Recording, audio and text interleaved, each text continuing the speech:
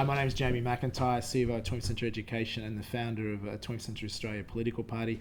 I just want to welcome you to the press conference to talk to announce the launch of something we're very excited about with this political party.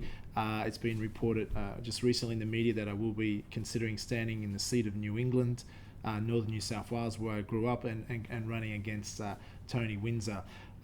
So I'm open to any questions you may have about the launch of 21st Century Australia political party.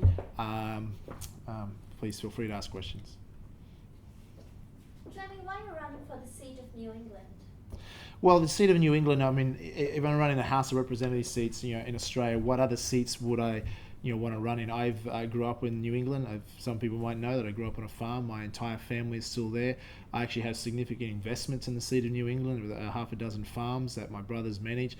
And I spent the majority of my life in the seat of New England. So if I'm going to run for any seat in Australia, I'd much rather for the seat where I'm from, where I've invested heavily in, and still to this day, and where I spend a considerable amount of my time, and where my family still is to this day. So that's one of the reasons I run a seat in New England. The other reason is, of course, Tony Windsor, who is current MP for the seat of New England, is the individual that's largely responsible for this current government, in the Gillard government that we have in power, which I believe to be one of the worst governments in the history of Australian politics.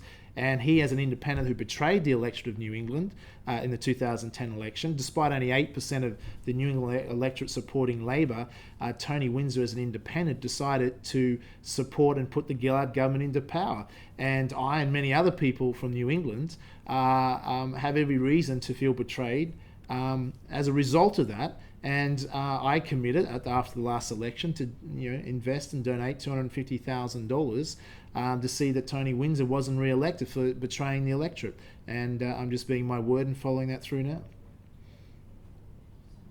Well, it's been reported that you've got 12 different companies in the media. How would you say that your success in business would translate success in politics? I think it's a good question. I think one thing that's very clear about what I'm about and what 21st Century Australia about is I'm not a career politician. The candidates that I'll be fielding are not career politicians. We are people that are out there, either have businesses, employing people in this country, all candidates that are successful in their careers.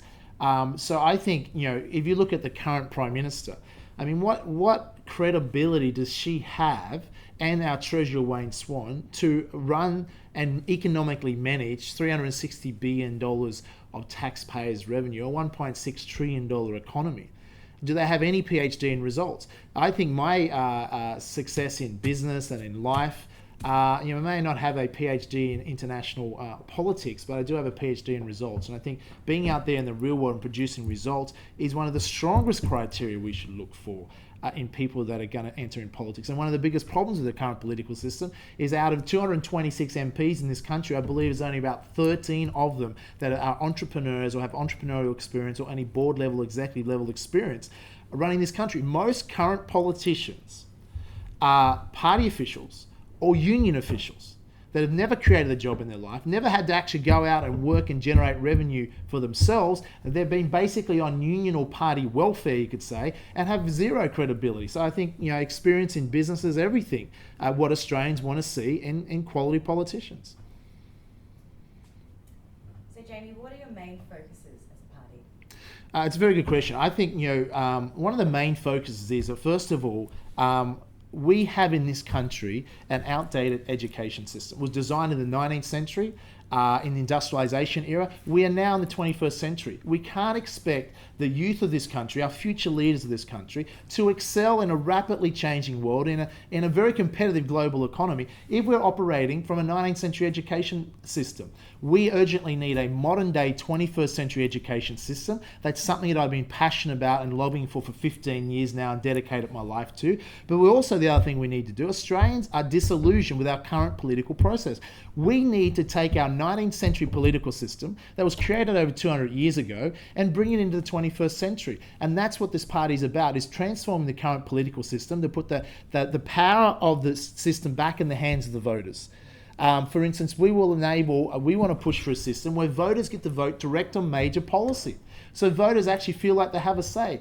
In this, give an example in the last election, most Australian voters were against the carbon tax. Julia Gillard said if she was elected, there would be no carbon tax. We all know when she was elected, she lied to the electorate and introduced the carbon tax. Why didn't voters get the opportunity to vote direct on major policies such as carbon tax? Yes or no? If the majority of Australians support something, then it goes ahead. These are simple changes to the current political system, and these are things that we want to see changed. And that's one of the reasons 21st Century Australia is very passionate about this. We want to transform the political system, and we want to transform our education systems. Speaking of policies, you also mentioned that you want to eliminate state government and compulsory voting. It's true. I wrote a book last year called 101 Ways to Improve Australia, and one of those ways was suggest that we should consider elimination of state governments. You've got to understand, we are in a country of 23 million people. The UK has 60 million people. And the UK, how many levels of government do they have? They only have 2. And yet in a country with a fraction of the population, we have 3 levels of government. I believe Australians are over-governed. We're a nanny state, and I think most Australians would agree with that. What I'm talking about, we're not saying let's remove the state boundaries. They'll always be there. We'll always have the state of origin between Queensland and New South Wales, and all the AFL states. The point is that why should, in one nation, one country, should we have replication and duplication of health, education, transport, infrastructure? Why shouldn't we just have one national framework for all those? In other words, the cost, we could save billions of dollars per month by elimination of this duplication and replication of wastage of government spending. So I'm all about the removal of that wastage and just having a more innovative, efficient system, so we have one healthcare, one education system, one set of laws for the country, one transport infrastructure policies for the entire country, not individual state by state base. What I would suggest, though, it would eliminate the states. We would want to have state appointed ministers, so the state's interests are still protected and still looked after, but we just have a more efficient form of government. So, why do you feel the entire system needs an overhaul, like you mentioned before, instead of just a new political party? Well, I think, if we only have to... You look at the mood of the electorate right now. We have a situation where we have one of the most unpopular prime ministers in the history of this country, where, the Labor Party could be wiped off the map at the upcoming election. So we have people that are saying, well, I don't want to vote for Gillard. Even diehard Labor supporters are deserting her in droves. But then on the other hand, the only alternative they have is Tony Abbott, and many people just don't particularly like Tony Abbott for whatever reason.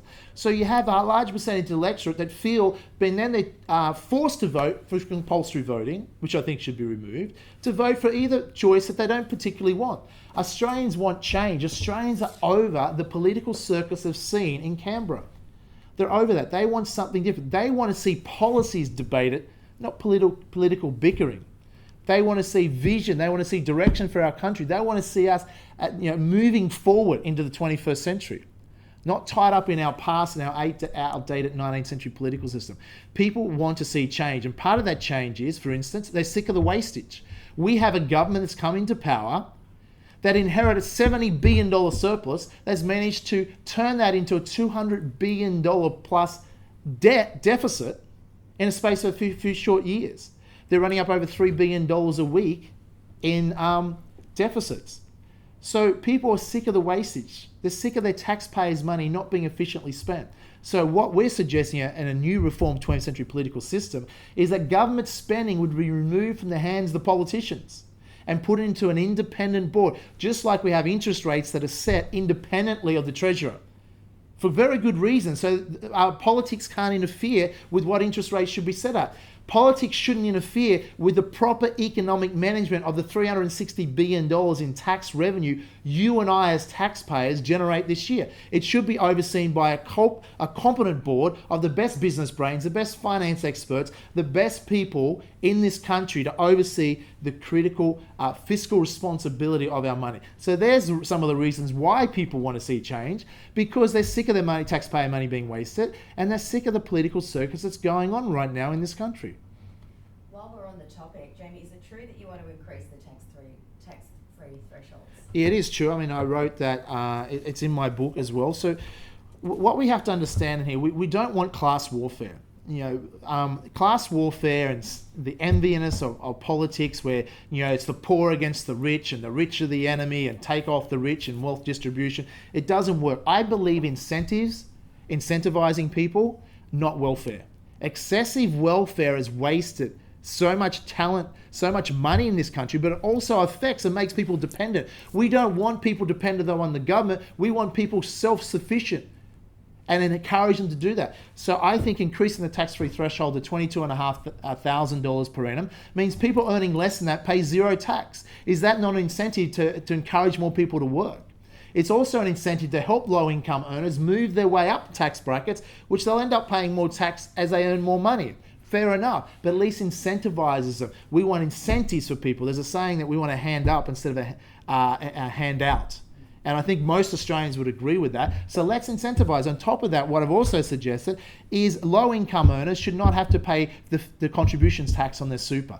Take it from 15% to nil for low-income earners. Let them get self-sufficient for the retirement one day. And also say to this current government, keep your hands off the super. We're encouraging Australians to be self-sufficient, and then this current government, Gillard and Swan, are out to get their hands on the super. Yet these same politicians will retire. Julia Gillard will retire, and she'll be retiring much sooner than she would have hoped, but she will retire to an equivalent of $8 million in super. Wayne Swan will retire, sooner the better, might we add, will retire to $5.6 million equivalent of super.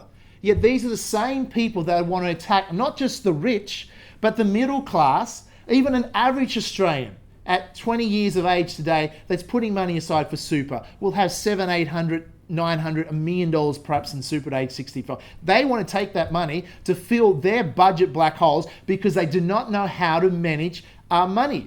They're not qualified to it. Their fiscal irresponsibility, they want to raid our own surpluses we've saved aside for our future and to fill their lack of surpluses in the money that they've wasted in this country in the last 5 years. Jamie, on the topic of management, what's your views on unions in Australia? Well, the challenge we have in this country right now is that we have, let's be honest here, we have we used to have a Labor Party. We no longer have a Labor Party. Let's face it, Julia Gillard does not represent the Labor Party. She represents a corrupt union party. That's what she represents. The unions, we all know about the element of corruption in the unions, and more of it will come out. The sooner the unions are under a Royal Commission for the corruption, the better. But this government is controlled. At every single level of this government is infiltrated and controlled by corrupt unions, all the way to the very top. They are puppets for the unions.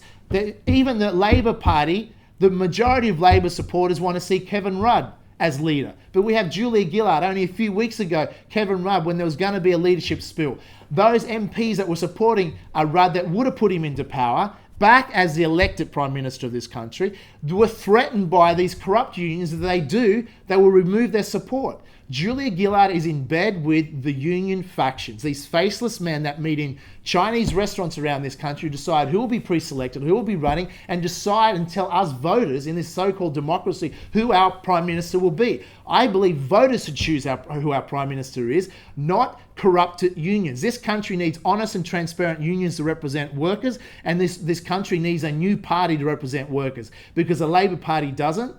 The Labor Party and the Union Party, which it is now, attacks the very people who create wealth, the wealth creators of this country, tries to turn workers against their employers, and that is dividing a country. Class warfare, envy, does not have a place in this modern day Australia. But in this current desperate government, they will try and turn people against the very wealth creators of this country, and they're affecting workers. We need a party that represents workers, and we need a party that represents business people. And both workers and business should be encouraged to work together, because the only way workers' interests will be protected long term, the only way that we'll have more jobs in this economy long term, the only way workers in this country will get sustained pay rises over a long period of time is to have a business-friendly government that is focused on helping small to medium businesses grow their profits. Increased profits lead to more jobs. Increased profits lead to more sustained pay rises for our workers. That's the truth. Attacking the business community, stifling the business community, and these out-of-control militant unions that are attacking the businesses is what's holding this great country back. Here's the way to fix it. Unions should be put under the corporation of ASIC, so they should have to answer to the same corporate laws that the businesses are that they attack, and they should start paying tax. Why are unions not paying tax when you and I, as Australians and businesses in this country, have to pay tax? Yet we have these rampant unions that are raking and extorting billions of dollars every single month from the Australian economy into their back pockets under the guise of helping the Australian workers in this country. It needs to change. So, besides union corruption, what, according to you, are the key issues the country is facing at the moment, and how do you plan to modify them? Well, it's obviously the first thing that any decent party will do in this country is, one, create a supportive business environment to help small business and medium businesses expand their profits so they employ more people. That way businesses are better off, that way workers are better off. The other thing that we would do is fiscal responsibility. This current government can't spell the word fiscal responsibility. If you let incompetent people into power, then they will waste the money. Let me give you an example. Why is it that companies, large companies, public and private companies, have an independent board to oversee the interests of shareholders? The reason they have that is because it protects and better looks after the interests of shareholders. Who are the shareholders in the Australian business of Australia, the economy of Australia? You and I as taxpayers. We are the shareholders. The government spending should be put in the hands of an independent board. Imagine if a BHP was controlled by corrupt union factions, they got control of the bank account of BHP, they got control of the board, and they were running the show. How many years would it take before BHP would be broke if the corrupt unions were in charge? They would spend the money, they would go into massive debt. It would only be a matter of 20 years, 15 years, 10 years, 5 years before a company would be destroyed by corrupt unions. Yet in this country, guess what? We have corrupted unions running the country. That's why we have $200 billion in debt run up in the last 5 or 6 years. That's why we're running up deficit at $3 billion a week. That's why we have a total fiscal mess of our country. But they'll say, no, we're doing okay compared to basket case economies. We should not be compared. We have one of the biggest commodity booms we've ever had. Australia is a small population with a large continent. We can be so much wealthier than what we are. We have so much more prosperity if we have fiscal management. And that's one of the key things that any decent political party should stand for. And it's something this government certainly hasn't mastered. Jamie, it's been reported that you're bringing Arnold Schwarzenegger to Australia to speak at your Financial Education Summit. Is he a political mentor, or will you be securing his endorsement? It's true, it's been reported in the media, as most people know, that that's Arnold Schwarzenegger is coming to Australia to speak at the annual 20th Century Financial Education Summits that I hold. I'm all for pushing for financial literacy. It should be taught at school, and financial education is critical. And Arnold, I think, is a great example of what it takes to be successful, not just in one field, but in many. And of course, people know that he also, after his Hollywood career, went into politics, and up until recently was the governor of the 8th largest economy in the world in California. As far as a political mentor, yes, I would say yes. I think there's lessons that can be learned from any successful politician, and I've certainly Schwarzenegger had his challenges as a politician, but I think there's a lot of key lessons that any politician can learn, such as far as trying to get both sides of politics to work together. It shouldn't be us against them. It should be, how do we progress the country with quality policies? And there's a lot of things that you can learn from there. As far as will I be seeking his endorsement, well, we can certainly ask him his views on the Australian politics when he's out here, and I might give him a brief update of our current political circus, so he has something to base it on. But yes, I'm sure Arnie is all about any political party that will make a positive difference. He's certainly not into political parties that believe in taking money off those who produce to give to those who aren't prepared to produce. Thank you, Jamie. So there's no further questions. As far as what I'd just like to add is, many people have been considering what are some of our other policies. But predominantly, obviously, our major focus in transforming the political system, putting the power back in the hands of voters, removal of compulsory voting. Compulsory voting is an admission of failure of our political system. We have to force people to vote. I certainly would encourage people to vote. But I think if people are allowed to vote direct on major policy with the technology that is available today to prevent fraudulent voting, that is now possible to do. Why should politicians choose all the voting? For instance, when Howard was in power, I and many Australians were against voting against the invasion of Iraq. Yet I might have supported some of his economic policies. So when we get a choice to vote at the time in the election, we don't get a choice to vote on policy. We have to vote for one party, but do we agree with all their policies? Absolutely not. So why can't we as voters get to vote direct on major policy? I think those are very critical things. The other issues that I think are critical at the moment is environmental issues. I think we need to focus on how do we have a healthy environment, but also a healthy economy. We can't have the Greens attacking industry. We have to get the environmental interests and industry interests aligned and together. In other words, we have to have a healthy economy and have a healthy environment. And that's one of the current challenges facing the world for that matter. But it's going to create more than just idealism. We have to work together. Just like workers have to work together with employers. It can't be this constant battle. It's not going to get us anywhere. So our policies really are common sense, strategic, intelligent policies. Some might say some of our policies are radical. I'd say that's only perceived as radical. If common sense policies are perceived as radical, I'd suggest the current policies this current government has need to change. So we'll be standing for a lot of key issues. Those who want to find out more about our policies, 21stcenturyaustralia.com.au at the website, you'll shortly be able to download our policy document, but you can read about what our views are in there, and we're open to listening because we believe Australians want a legitimate third-party option to vote for, and now is its opportunity for Australians. How many Australians are having conversation around the dinner table right now or at a barbecue saying, I don't particularly want to vote for Gillard, or most are saying they're definitely not, and if you listen to the polls, over 70% of Australians don't intend voting for Gillard, and that's despite a very unpopular opposition leader.